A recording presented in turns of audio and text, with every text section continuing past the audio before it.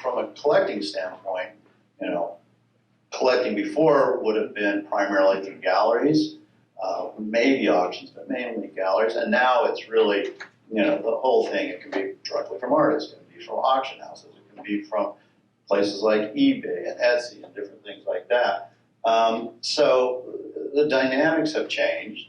And one of the things I think we're going to talk about in this group is what happens as the younger people come on board and all of us in this room go away, because they all are very comfortable with how they buy art, look at art, see art, and there's other things that they see in art, which we may touch on, like NFTs, things that are completely different, digital art.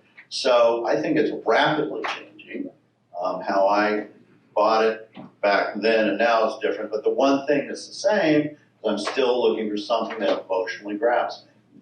So I think it has to still have it, whether I'm a collector or a dealer. So that's kind of how I see that. See, that's art. That's it. I mean, it's the emotional connection that you have to have, not just from seeing it on Instagram. You can see the painting on Instagram, but the reality is he connected to you and what you could do, and he felt comfortable, he or she felt comfortable with what he was saying, and you make that connection. And that's the difference of where we are in today's market. It's a different thing. And they can feel very comfortable spending $50,000. I would feel very comfortable with that. I mean, I'm in a different thing, but even so, you think of this younger group of individuals that are buying, everything they buy in their entire life is online. All their things that they do with their friends is online and social. So this is why social is so important to what we do. Brick and mortar is important, but I'm not convinced it's in the future it's not going to be as important as the social component. And to me, you asked this question, what was the difference, what was important? For me, it was, I had a website that's been up since 1996, and I've invested money and time and energy, not just on the website, but other avenues, whether it's Instagram or Facebook or TikTok now, just you name it, and YouTube and podcast. So you have to do those things. But again, for all the people, especially that are artists out there that are sitting in those chairs, and if your gallerist does not have some kind of a really plan with the internet, whether it be social media, which they have to have, in my opinion, if they don't have a good website, then they're doing you a disservice, and quite frankly, they're behind the game, behind the eight ball, big time. And it's very important that they spend those times. And honestly, it's important that you do as well. That you spend some time. Jeremy connected with artists, like $50,000 sale, because they can see him, talk to him, whatever, watch him, develop this emotional bond. So, to me, that sums it up, quite frankly. In 1996, that was the first website ever, right? Yeah. No, Jeff Bezos is up. Or Google wasn't up yet, but yeah. Well, we saw that there was something there, right? And it was clear. I was younger too, quite a bit younger, so you could see that this was going to be important. Just like we're seeing the metaverse. People go, "What's that? Is that important?" That's a real thing, folks. I mean, when a company like Facebook transits to metaverse, to meta, that's real. It's going to change. It's going to be completely different. It's going to be just like Kate goes, "Well, I had the internet." Well, when in 10 years from now, we're going to be going, "Do you have the metaverse? How did you make such?" I know that sounds crazy, but it is true. It is coming. I mean, one of the reasons I did a podcast was to try to get people to see what Western and Native American art is. And, that this is a viable way to have a living. It's a viable way to have a profession, and to have a culture, and to have a community. So, and if you want to reach those individuals, I mean, you look at this crowd, unfortunately, how many people are under 30? None. How many under 40? Maybe one? 50? Two?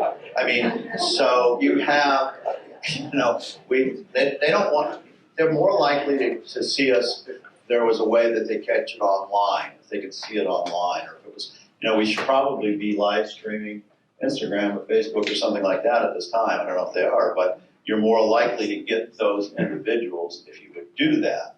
So, you have to go with what works in America, what works in the world, what works is, the internet, what works is you want to have a wide net. So you can't just have a gallery. In fact, I started an auction, and the reason one of the primary reasons I am, doing 2 auctions a year is that there are people that want to buy at auction, and there are people that don't want to sell their object just to their gallery. They want to do it through auctions. So I have 2 options. I miss that area, or I bend to the rules, and the rules say that this is something that I have to do. So we do it.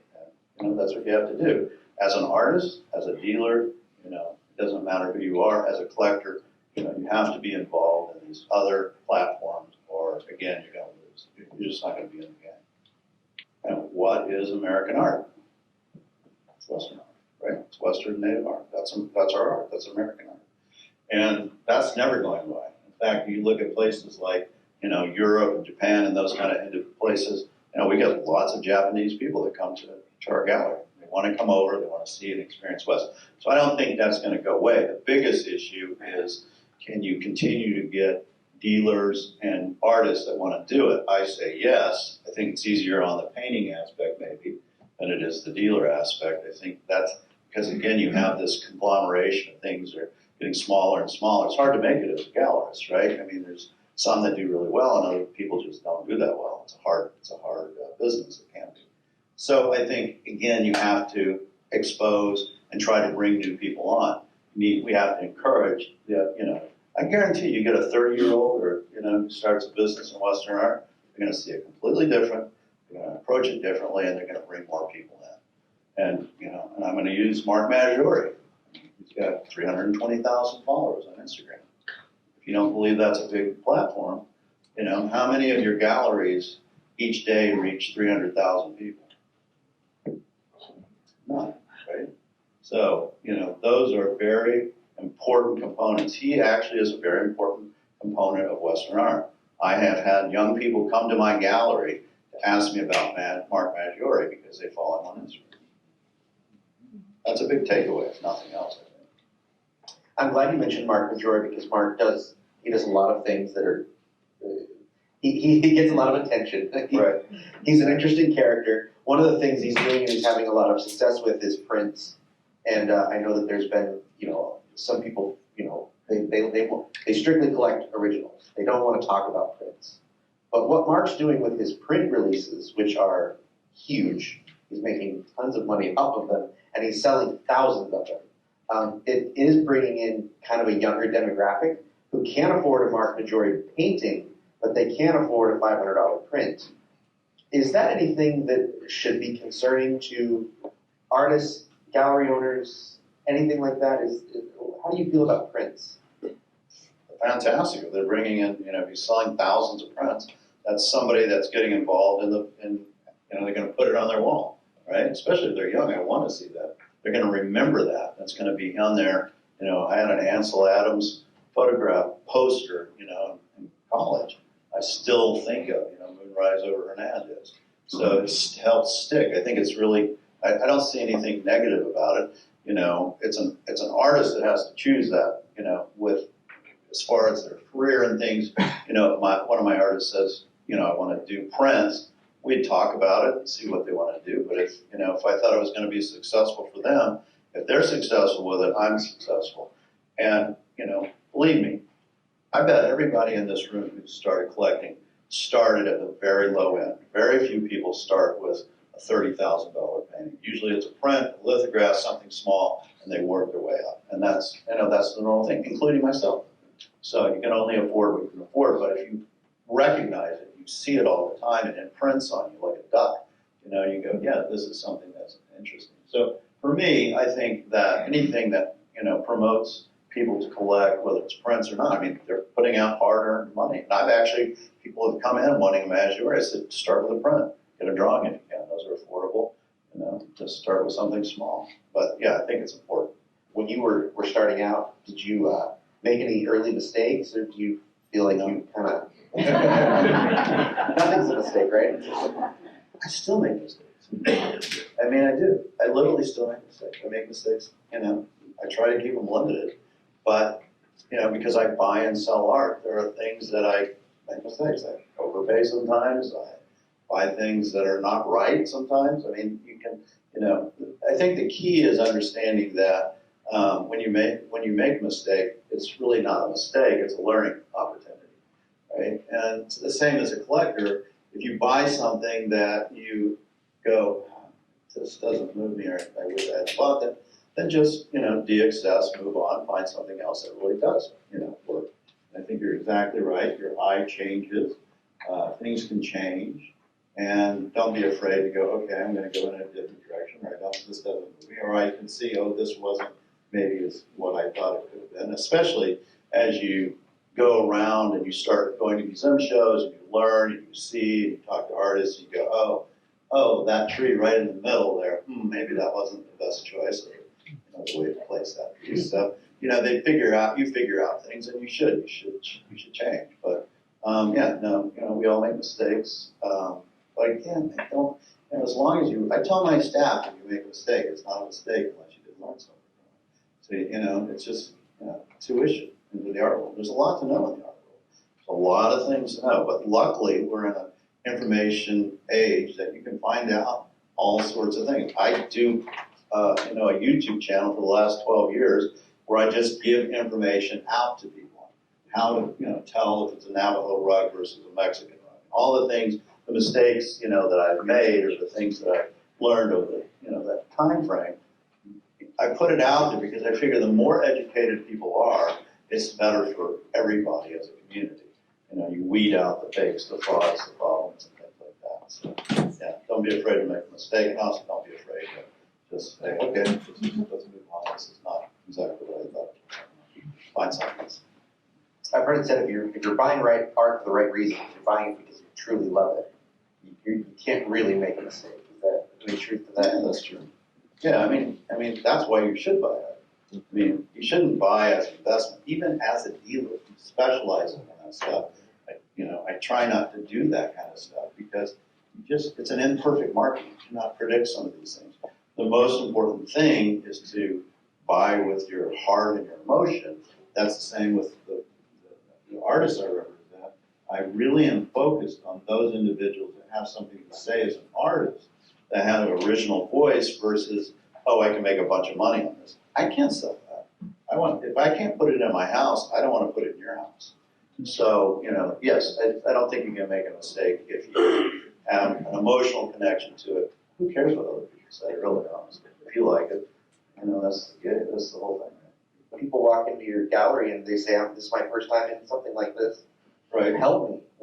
How do you help them? Don't buy anything. Seriously. Let's educate you. Look around, let's look at stuff, let's educate you. So the first decision you make will be a good decision. And then you'll be a client forever, because I didn't just try to push something on them. I want them to, because when you're first starting, you don't know what your tastes are. You don't know what you like or why you like it. And you're more likely to maybe even like the piece because of the artist and their story and their history and things. And there's nothing wrong with that. That's a good thing to some extent.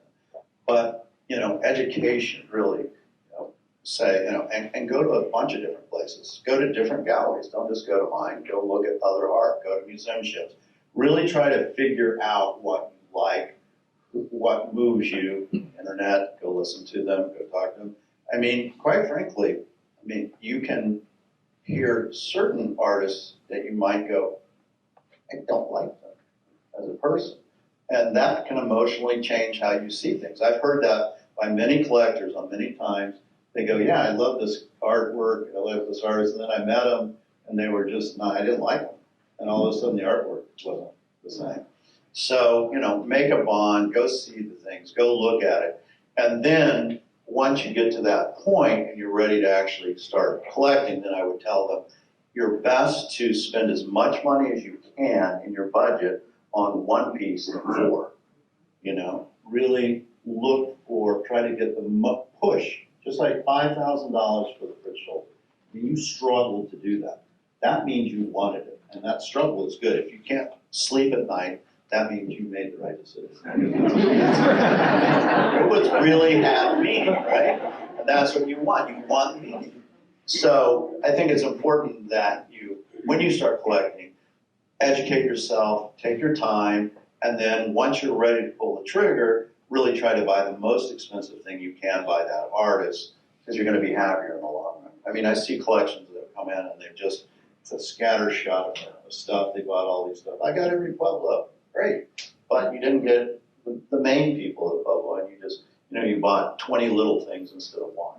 So, I'd rather have personally, I think it's better to have major, more important works by the artists.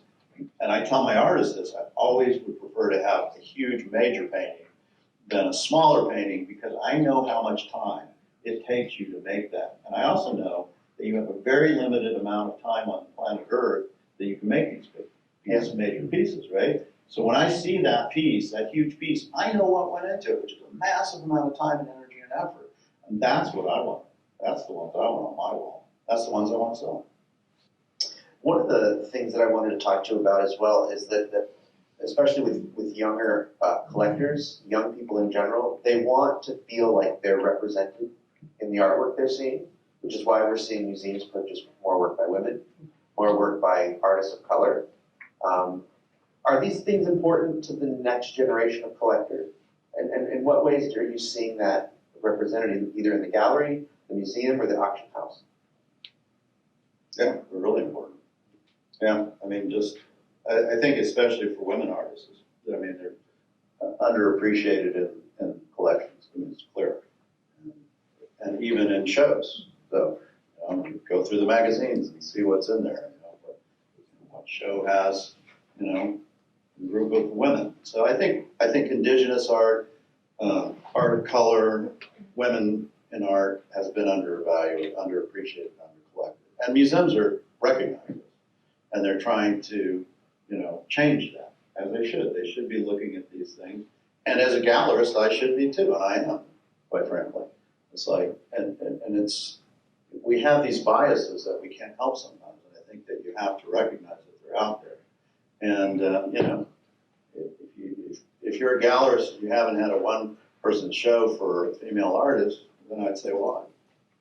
Because I'm sure there's some really good ones. It doesn't mean that, I have to exclude men. I don't. I probably have more men in my gallery than I do women, but I really never try to let gender be an issue as far as not letting somebody in. And I think sometimes that happens. So I think it's important, and it's definitely important for the next generation. They're much more inclusive. They're looking at these kind of things. And museums are trying to make up for those things. And it's palpable. I feel it, and I see it from museums asking about certain, artists, especially Native artists. I think there's a big push in our world for Native artists. But there's enough collectors, I assure you, to go around for everybody. But we really do. Museums, especially museums, really need to recognize this. And I think most of them are. I mean, look at auction prices. Auction prices alone will tell you, right? I mean, George O'Keeffe has finally broken into the big top tiers. But if you look at all the major auction prices, they're all men. And a lot of that has to do with exposure.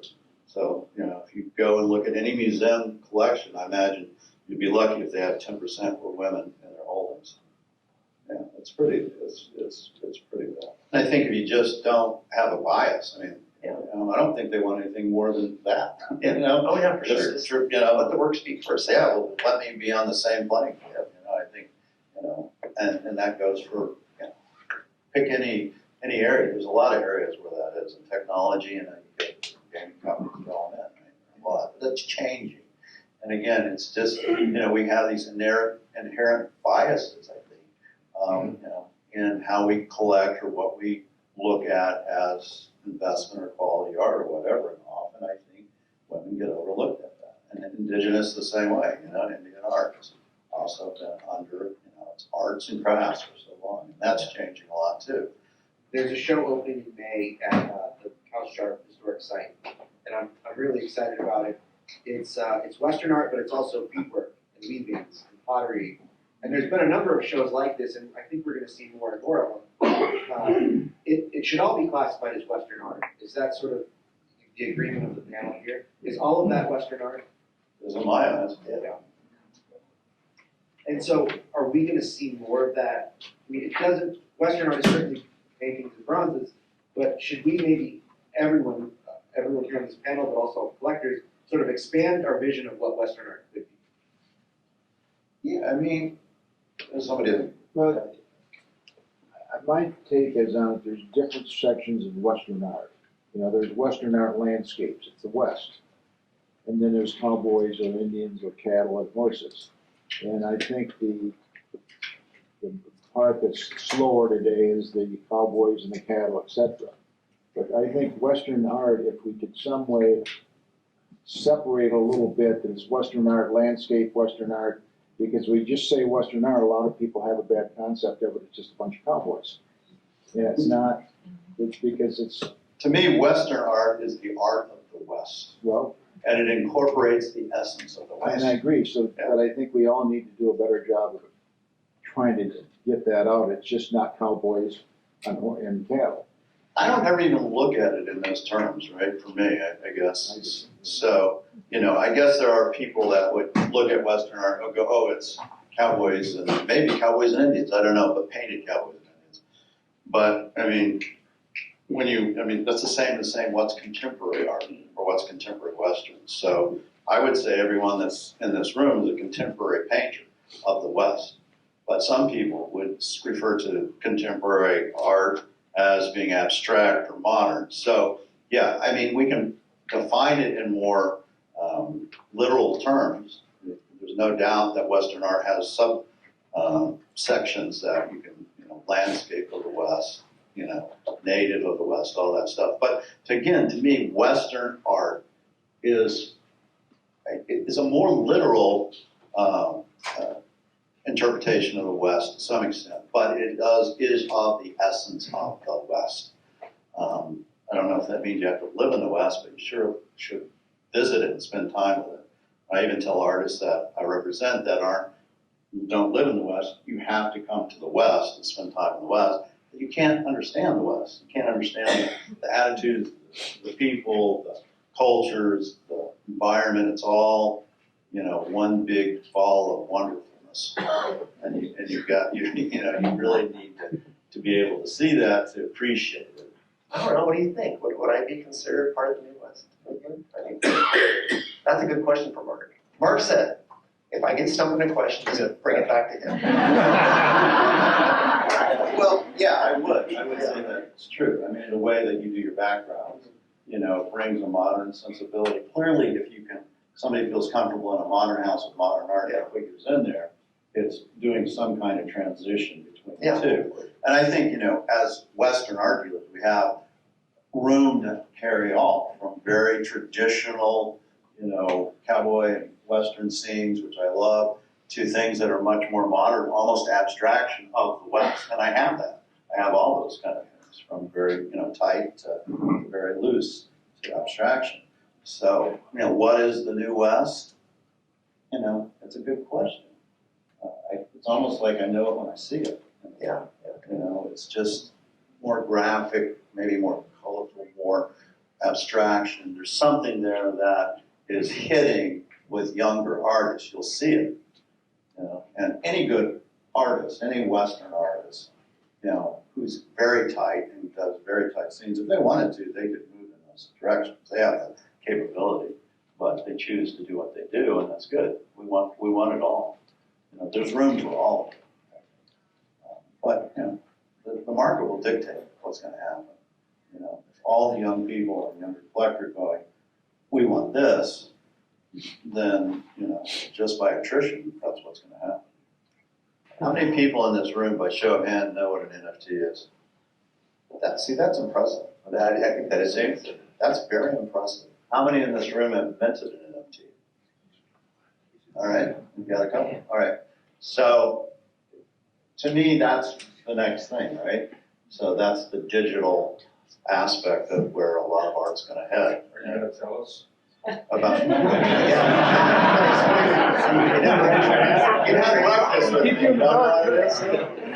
So non-fungible token, basically it's a digital art, right? So you're buying a token. You really actually are not buying art, by the way. You're buying the token that's linked to the art. So you're buying a token that will allow you to get the art.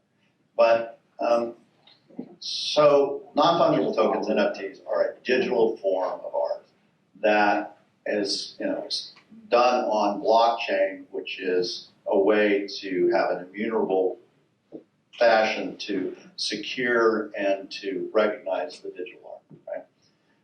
This is going to be a big deal in the future. It is already a big deal now, but it's really going to be a big deal for all the artists. I would imagine most of the artists in this room within 3 years will have minted an NFT. They will have tried to sell one or will have sold one. And that will become more of a thing. And people say, well, why would you want a copy of art that is digital? You don't even have the copyrights. You just have a token that represents the link to the art. Because it's more than just the digital component of the art. It also is the culture of what it can do. So let's say that Briscoe mints some NFTs of certain things. That now anyone who owns one of these NFTs can come to the Briscoe for a special meeting just for them, right? It's a pass. Or if you're wants to get into the metaverse, which again, we'll probably won't live to see it all, but you'll have availabilities through your art to go to certain things in the metaverse, as well as be able to show your art in the metaverse. So it's something that's coming. It's here, actually. I mean, we're up. Yeah. The number one contemporary art that has ever sold anywhere is digital by PAC, $91 million. And Beeple, Mike Winkleman, sold something for $69 million. That's happened in the last year. So 2 sales, $160 million. Only digital. Digital. Yeah. So, on your phone, on your computer. Yeah. Do you want to put it up there? Yeah. So, oh yeah, you can see the brochure if it had any, but these generally don't.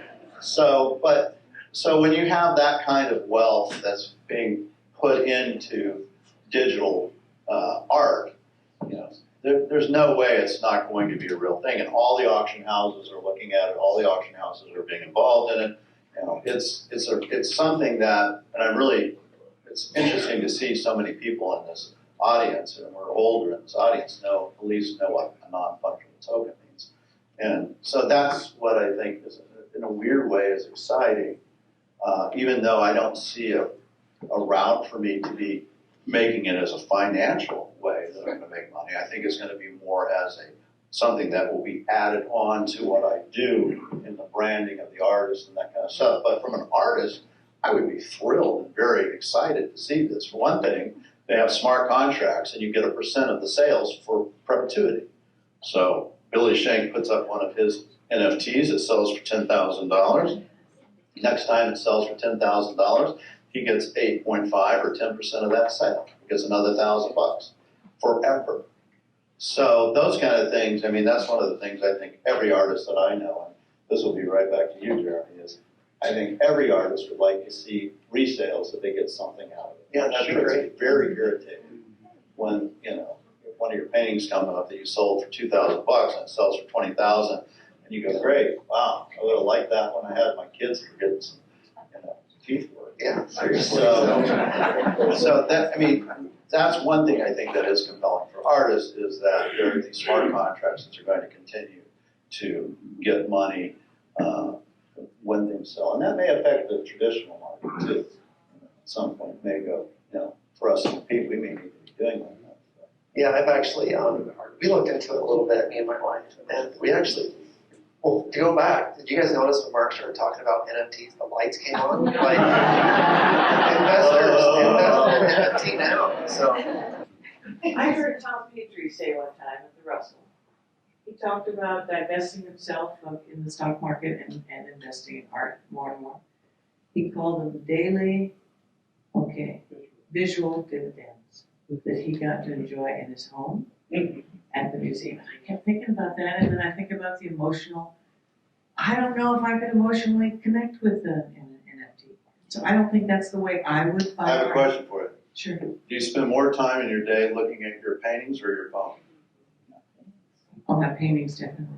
I paint, that's why. Oh, other people's paintings. Other well, that's a very good question. Probably on my phone, because I have grandkids and stuff like that. Yeah, But, and the grandkids look at the phone, you know, They so do, that's the they thing, they have a more of an emotional connection to their phone and their digital world than they may even to the rest of the world.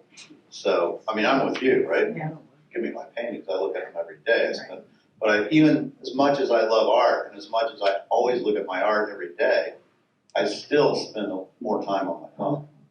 Yeah, that's the way it is. mine's turned off this whole weekend. Well, just like you were talking, Mark, about it being a pass to events with the artist. No, it's a cultural thing. Yeah, people just think it's a digital image. Well, it's not even. You're not even buying, by the way, the painting. You're buying a token that links to the painting. But that's just the subtleties of it. But it is a cultural thing.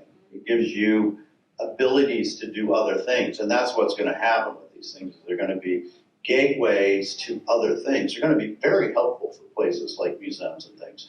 You're going to be able to really bring in new people that you wouldn't normally, because they might have all these, CryptoPunk kind of NFTs, but they want to buy some Western or different things, and they go, even if they just buy one, and now they can get into this world and get exposed because they have the access.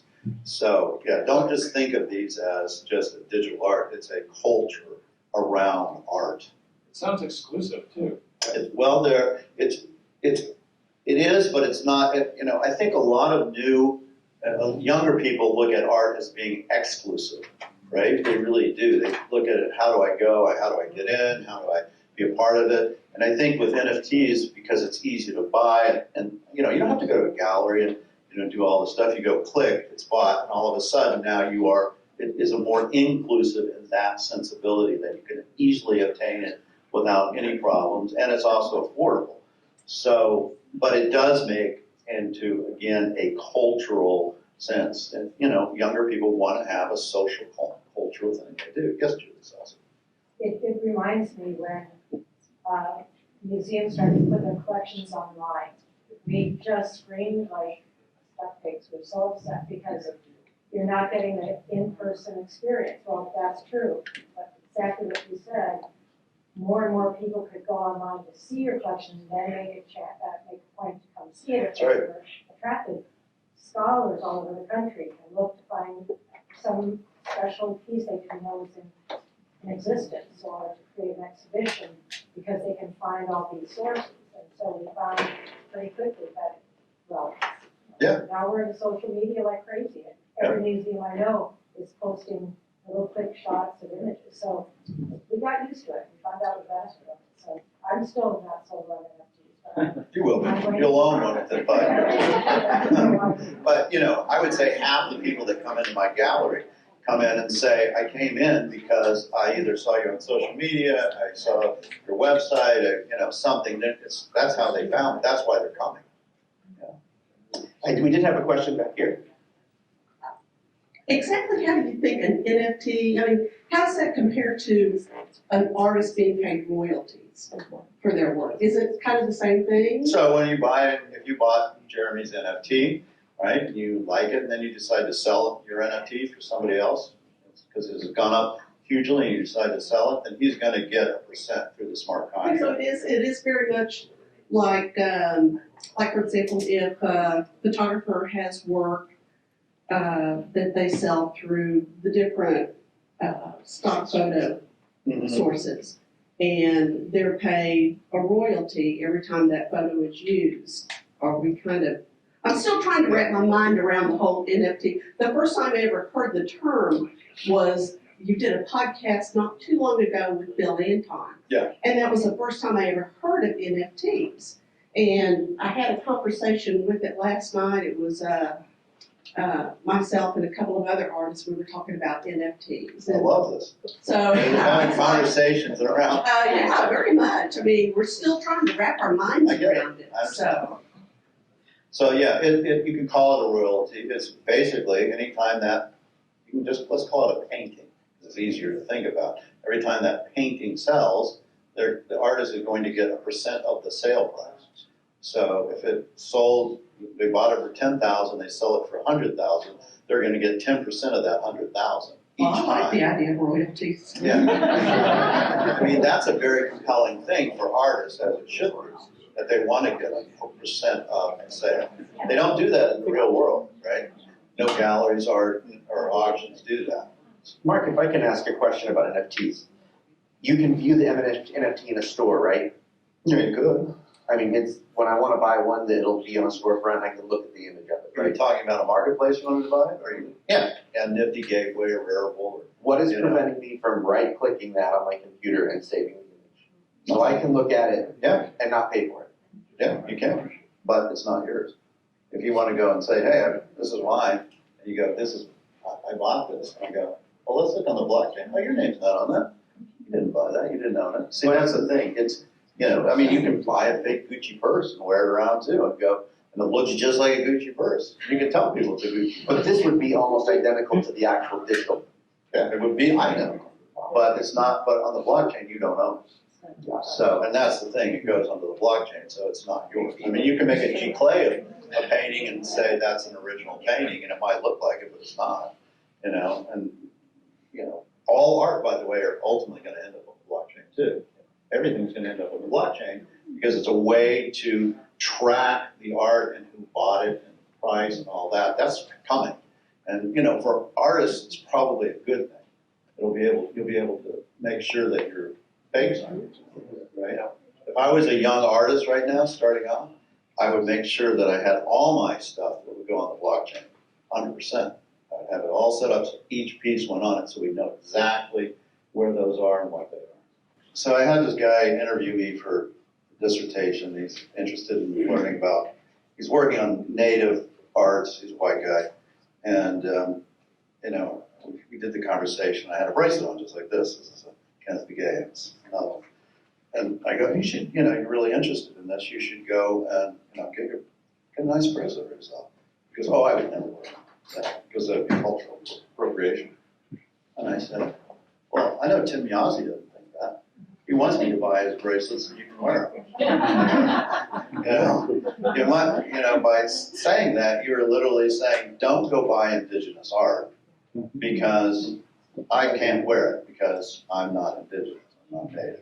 And I know that all the native artists that I represent, the silversmiths, would be very upset with this. So I think it's a slippery slope, it really is a slippery slope. It's gonna be something that we're gonna have to come to terms with over time, how it is. And again, I think culture will decide that. If people quit buying paintings because the artist who's doing native subject isn't native and you can't sell them, well, they won't do that anymore probably, because if they want to be an artist, they're going to have to change that. Do I see that happening? Not in art, not in the near term. At least I kind of hope not. I think you just have to be very sensitive. I think it's also important, if you're going to do it, and you're going to paint native subject matter, get it right. Get the right. If you're going to do it historically, put the right historical information with it, whether it's the what was on the horse or the type of regalia they were wearing and those kind of things. So, but yeah, it's an issue and it's going to continue to be an issue. And I think you're handling it exactly right. Paying the artist appropriately, you're not trying to say something that you're not, representing. You're really representing just how you feel. And, so some people are not going to like it. Some people may not want to go see a movie and see somebody that's not that category for that they're playing in. So we're going to be dealing with it for a while. It's not going away.